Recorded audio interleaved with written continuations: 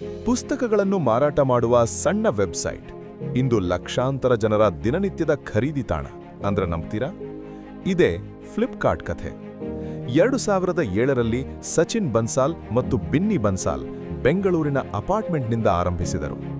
ಮೊದಲಿಗೆ ಕೇವಲ ಪುಸ್ತಕಗಳು, ನಂತರ ಎಲೆಕ್ಟ್ರಾನಿಕ್ಸ್, ಫ್ಯಾಷನ್, ಗೃಹೋಪಯೋಗಿ ವಸ್ತುಗಳು, ಹಂತ ಹಂತವಾಗಿ ವಿಸ್ತರಣೆ. ಗ್ರಾಹಕರು ಆನ್ಲೈನ್ ಪಾವತಿಗೆ ಭಯಪಟ್ಟಾಗ ಕ್ಯಾಶ್ ಆನ್ ಡೆಲಿವರಿ ಪರಿಚಯಿಸಿ ವಿಶ್ವಾಸ ಗೆದ್ದರು.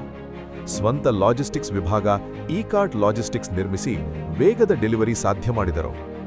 ಬಿಗ್ ಬಿಲಿಯನ್ ಡೇ ಸೇಲ್ ದೇಶವನ್ನೇ ಕಾತರಗೊಳಿಸಿತು.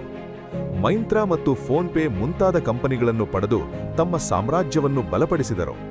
ಕೊನೆಗೆ 2018ರಲ್ಲಿ ವಾಲ್ಮಾರ್ಟ್ ಬಹುಪಾಲು ಹಂಚಿಕೆಯನ್ನು $16 ಬಿಲಿಯನ್ ಖರೀದಿಸಿದಾಗ ಇದು ಭಾರತದ ಸ್ಟಾರ್ಟ್ಅಪ್ ಇತಿಹಾಸದಲ್ಲೇ ದೊಡ್ಡ ಒಪ್ಪಂದವಾಯಿತು.